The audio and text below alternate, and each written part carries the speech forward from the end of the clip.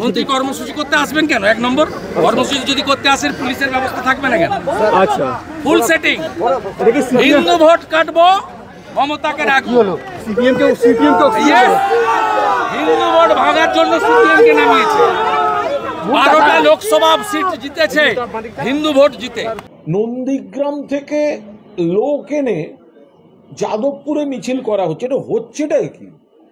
যদি ধরা যাক অনেক সময় যখন কোনো সেন্ট্রাল সমাবেশ থাকে, কারুর ব্রিগেড হতে পারে, শহীদ মিনার হতে পারে, ধর্মতলা হতে পারে, বিজেপির এই রাজ্যে যেটুকু ভোট বেড়ে আছে, যে কটি আসন বেড়েছে, সেটা কিন্তু বামেদের ভোট থেকেই বেড়েছে।